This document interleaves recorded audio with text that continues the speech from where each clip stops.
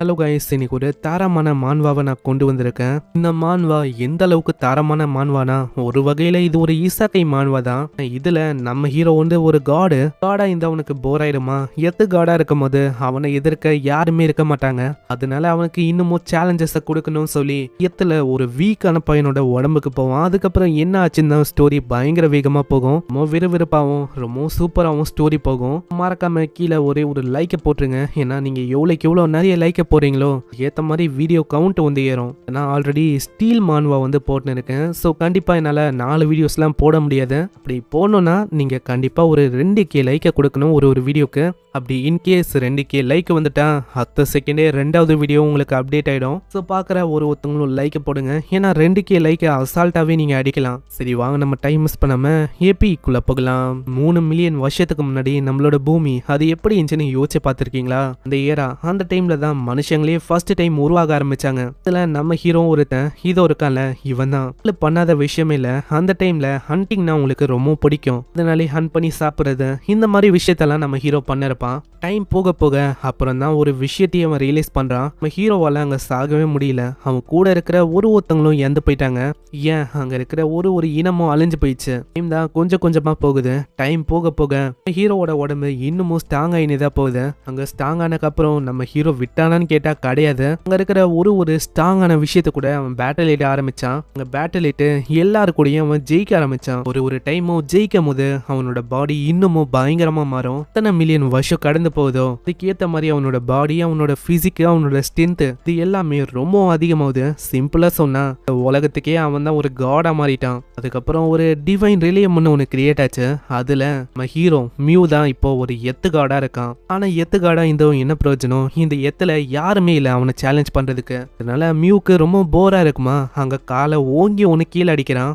Mu அடிச்ச அடியில அந்த டிவைன் ரிலேயம் சின்ன உலகம் அது பயங்கரமா ஷேக் ஆகுது. இருக்கிற டீமனு ஏஞ்சலு ஒரு கிரியேச்சரும் அப்படி பயந்த போது ஆப்வியஸா இது வந்து இதுங்களை கூடிதான் பிரச்சனையா இருக்குன்னு கேட்டா கிடையாது. பல கடவுளுக்கும் இது வந்து பிரச்சனையாவும் இருக்கு. அதுவும் டிவைன் ரிலியம்ல இருக்க செகண்ட் காடா இருக்கிற லூசிஃபர், அவருக்கு தான் இன்னமும் அங்க இதனால கடுப்பாவுது. இவன் திரும்பவும் ஆரம்பிச்சுட்டானா?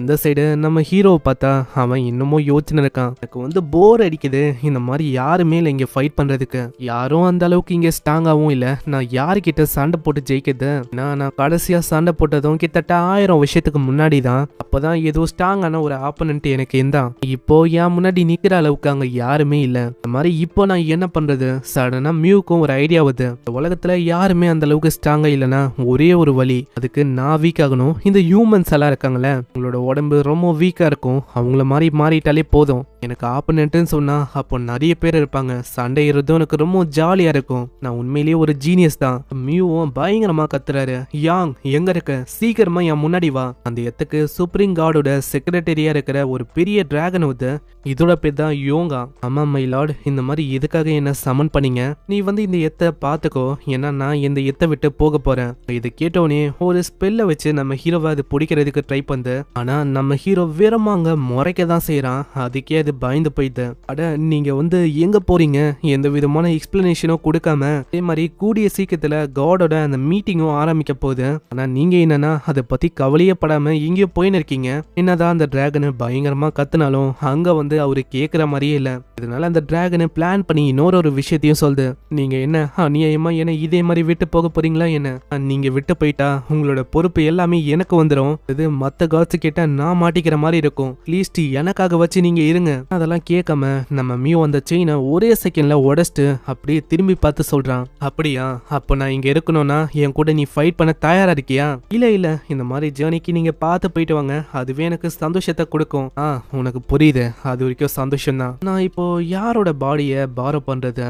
எத்தோட மினியேச்சர் செட்டே இருக்கு, அது வழியா இது வரைக்கும் காடு கிட்ட ப்ரேலாம் பண்ணிருப்பாங்களே, மெசேஜ் எல்லாத்தையுமே அவர் பாக்குறாரு. அதுல எந்த விதமான மெசேஜும் இன்ட்ரெஸ்டிங்கா அந்த அளவுக்கு இல்ல. அதுலயும் ஒரே ஒரு மெசேஜ் நம்ம மியூவோட அட்டென்ஷனை இழுக்குது. இந்த உலகத்துல எந்த விதமான காடும் இல்லையா? இப்படி இருந்தா தயவு செஞ்சு என்ன வேற ஒரு உலகத்துக்கு அனுப்புங்க இப்படின்னு ஒரு மெசேஜ் வந்திருக்கும். இத பார்த்தோன்னே நம்ம மியூக்கும் புரியுது, அட இதுதானே எனக்கும் வேணும். இவன் தான் அதுக்கு கரெக்டான கரெக்டா இருப்பான்னு நினைக்கிறேன். என்ன நம்ம மியூ யோசிக்கிறான். ஆனா இந்த டிசிஷனுக்கு டிராகனோட மூஞ்சே சரியா இருக்காது. என்னை விட்டு போயிடாதீங்க அப்படின்னு சொல்ற மாதிரி தான் இருக்கும். நான் என்ன பண்றது, இந்த மாதிரி நான் அவனுக்கு சொல்லணுமா, நான் வந்து எங்க போறேன்னு.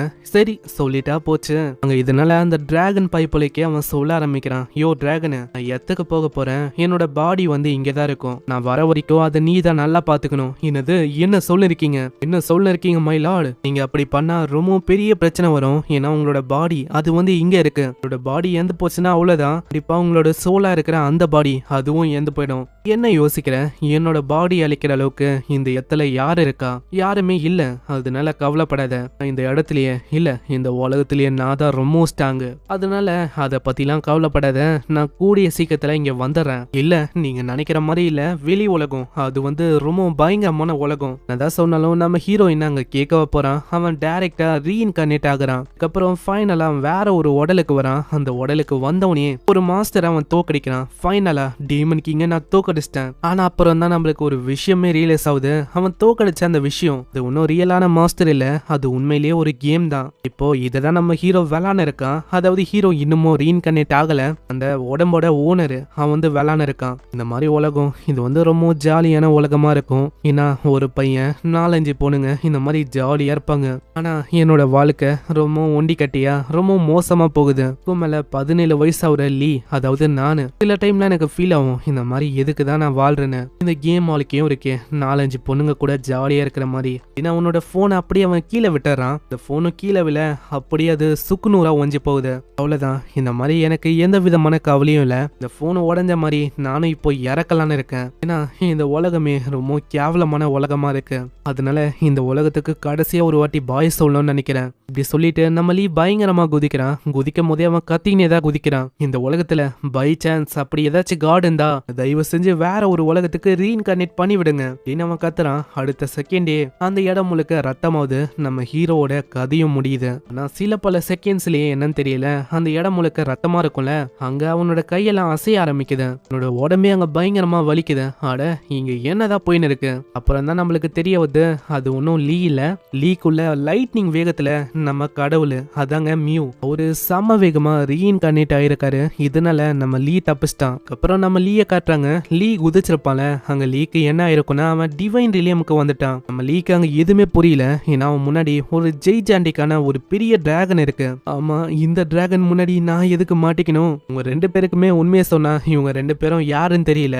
2 பேரும் கேக்குற கேள்வி என்னன்னா, ஆமா நீ யாரு? சீன் அப்படியே பாஸ்டுக்கு போது நம்ம ஹீரோ வந்து போகும்போதே சொல்லிருப்பான், ஆமா நீ யார நினைச்சு கவலைப்படுற, நீ வந்து கவலையே பட வேணாம், நான் கூடிய சீக்கிரத்துல வந்துருவேன். டிராகன் என்னதான் சொல்லியும் அவன் கேட்கவே இல்ல. அப்படியே நம்ம ஹீரோ போயிருப்பான்ல, அந்த இடத்துல இப்பதான் நம்ம ஹீரோவை காட்டுறாங்க. கரெக்டா நம்ம லீ குதிக்கும் போது லைட்னிங் வேகத்துல நம்ம லீயோட உடம்புல அவன் ரீஇன்கார்னேட் ஆயிருப்பான். அதான் கரெக்டான டைம்ல லீயோட உடம்புல ஒரு வந்திருந்தாலும் லீயோட உடம்பு மேல் ஃப்ளோர்ல இருந்து கீழே விழுந்திருக்கும்ல, இது ரொம்ப ஹைட்டு, அதனாலேயே அங்க ரத்தமா போகுது. அந்த இடத்துல நம்ம லீயோட உடம்புக்கு வந்த நம்ம மியூவோட உடம்புக்கு அங்க எந்த விதமான அசைவும் இல்ல, ஒரு அப்படியே இருக்காரு, ஏதோ எந்த போன மாதிரி. அதான் எந்தே போயிருந்தாலும் நம்ம ஹீரோ பல்லாயிரம் வருஷமா வாழ்ந்திருப்பான்ல, அதனால உள்ள இருக்கிற ஆர்கனையும் நம்ம ஹீரோவால கண்ட்ரோல் பண்ண முடியும். அந்த அளவுக்கு அவனோட கான்சியஸ்னஸ் டெவலப் பண்ணிருப்பான். அதை அவன் ட்ரை பண்ண அவனோட இதயம் பயங்கரமா துடிக்க ஆரம்பிக்குது. கடந்த 3 மில்லியன் வருஷத்துல அவனோட பிசிக்கல் பாடியை ஒண்டி ட்ரெயின் பண்ணல, அவனுக்கு உள்ள இருக்கிற ஒரு ஆர்கனு அதையும் அவனோட நரம்ப வச்சு கண்ட்ரோல் பண்ற மாதிரி பயங்கரமா ட்ரைனிங்க பண்ணிருப்பான். அந்த விஷயம் இங்க ஒர்க் அவுட்டும் ஆயிடுது. மியூ பண்ண வேலையில நம்ம லீயோட உடம்புல அங்க ஹார்ட் பீட் துடிக்க ஆரம்பிக்குமா. நம்ம ஹீரோ உயிரோட அங்க எழுந்து வரான். ஃபைனலா நான் வந்து எப்படியும் என்னோட ஹார்ட்டை ரிப்பேர் பண்ணிட்டேன், அதனால அவளுக்கும் பிரச்சனை இல்ல, இப்போ வந்து நான் இங்க இருந்து போகணும்னு நினைக்கிறேன். நான் ஃபைனலா இந்த உலகத்துக்கு நான் வந்தாச்சு. டெஃபினட்டா நான் பண்ண வேண்டிய விஷயம் எல்லாத்தையுமே நான் பண்ண போறேன். முக்கியமா நிறைய ஸ்ட்ராங்கான ஆளுங்க கூட நான் சண்டையிடணும். மூவும் இப்போ போக ஆரம்பிக்கிறான். ஆனா போகும்போதே அவனோட கால்லாம் அங்க பயங்கரமா வலிக்குது. ரொம்ப ஹைட்ல இருந்து ஆளு கீழே வந்திருப்பான். அதனாலேயே அவனால சரியா நடக்க கூட முடியல. இதனால ஒரு குரங்கு மாதிரி கையெல்லாம் யூஸ் பண்ணி அப்படியே ஓடி ஆடி அங்க போறான். அதுக்கப்புறம் ஃபைனலா நம்ம லீ அவனோட வீட்டுக்கு வரான். அவனோட வீடு ரொம்ப சின்னதாகவும் கேவலமாவும் இருக்கு. அதான் நம்ம லீயோட வீடு புரியுதா. மியூவும் நம்ம லீயோட மெமரிஸை நல்லா உத்து பார்க்கறான். அதுல கொஞ்சமா நிறைய விஷயம் தெரிய வருது. நம்ம லீ வந்து ரொம்ப வீக்கு, ரொம்ப புவரானவன். நம்ம லீய எல்லாருமே புலியும் செய்வாங்க. லீ என்ன ஒரு ஹைலைட்டான விஷயம்னா, பர்சன் இருக்கான் ஸ்கூல்ல, அவன் நம்ம லீய எப்பயுமே தொல்லை பண்றது, பயமுத்துறது, இந்த மாதிரி ஏகப்பட்ட விஷயத்த அவன் பண்ணுவான். ஓ, அப்பனா இவன் வந்து தினமும் என் கூட ஃபைட்டை பண்ணுவானா? இது நல்ல விஷயமா இருக்கு. அவன் கூடயே ஃபர்ஸ்ட் ஃபைட்டை பண்ண வேண்டியதான். என்னோட ஆர்வத்தை அடக்க முடியல இப்படின்னு சொல்லி பயங்கரமா ஒரு பஞ்ச் அடிக்கிறான். அந்த பஞ்சினால ஆளுக்கு அங்க பயங்கரமா கை வலிக்குது. அதான் நம்ம மியூ ஒரு கடவுளாவே இருந்தாலும் அவனோட பாடி அந்த அளவுக்கு ஸ்ட்ராங்கா இல்ல. அதுக்கு இன்னொரு ஒரு காரணமும் இருக்கு. ஒரு குரங்கு மாதிரி தாவி தாவி கையால வந்தால அதனாலேயே அவனோட கை பயங்கரமா வலிக்குது. எனக்கு தெரிஞ்ச இந்த பையனோட மசில்ஸும் அந்த அளவுக்கு ஸ்ட்ராங்கா இல்ல. ஆனா ஏதோ ஒண்ணு, இது எனக்கு ரொம்ப ஜாலியா இருக்கு. கடந்த 1000 வருஷத்துல நான் வந்து இந்த மாதிரி விஷயத்தெல்லாம் அனுபவிக்கல. இதுக்கப்புறம் அடுத்த நாள் ஆகுது, அந்த இடத்துல ஒரே ரத்தமா இருந்திருக்கும்ல, அதுக்காக அது யாரு பண்ணது, யாரு இங்க இறந்து போனா இப்படின்னு ஒரு இன்வெஸ்டிகேஷனும் போயின்னு இருக்கு. அதெல்லாம் அவளைக்கும் நம்ம ஹீரோ கண்டுக்கல. நம்ம ஹீரோ வந்து டெய்லி ரொட்டீனே பண்ணலான்னு யோசிச்சிருக்கான். நம்ம லீ இருக்கான்ல, தினமும் ஸ்கூலுக்கு போவான். அது எல்லாமே அவனோட மெமரிஸ்ல இருந்திருக்கும். அதனாலேயே ஸ்கூலை தேடி அவன் போறான். ஸ்கூல்ல ரொம்ப ஆர்வமா இருக்குமா, அதே ஆர்வத்தோட அவன் டோரை திறக்கிறான். போட்ட ப்ரெஷர்ல அந்த டோரை அவனோட மூஞ்சிலே வந்து தாக்குது. ஏ லீ, உனக்கு என்ன பைத்தியம் புச்சிச்சா, என்ன பண்ணிருக்க நீ? அப்புறம் தான் நம்ம மியூக்கு புரியுது, இது வந்து அதே பையன் தான். இந்த பையன் தான் பயங்கரமா இதுக்கு முன்னாடி நம்ம லீய புலி பண்ணிருப்பான். நம்ம காடோ சண்டைக்கு ரெடி ஆகுறாரு. ஆனா நம்ம காடுக்கும் ஒரு ரூல் இருக்கு. ரூல் என்னன்னா, எப்போ ஆப்பனன்ட் நம்ம மியூவை தாக்குறாங்களோ அப்பதான் அந்த ஃபைட் உண்மையிலேயே ஆரம்பிக்கும். அதே மாதிரி தான் அங்க ஆகுது. நம்ம மியூவை மூஞ்சிலே பயங்கரமா ஒண்ணு தாக்குறானா, ஹீரோவும் சொல்றான், ஃபைனலி ஆசைப்பட்ட மாதிரியே அந்த விஷயம் ஏற்பட்டுச்சு, இப்போ ஃபைட் ஆரம்பிக்க வேண்டியதான் இப்படின்னு அவன் சொல்றான். இங்கே இந்த ஃபர்ஸ்ட் எபிசோட முடியுது. இந்த எபிசோடு உங்களுக்கு கண்டிப்பா பிடிச்சிருக்கும்னு நினைக்கிறேன். இதை நீங்க சாதாரணமா எடை போடக்கூடாது.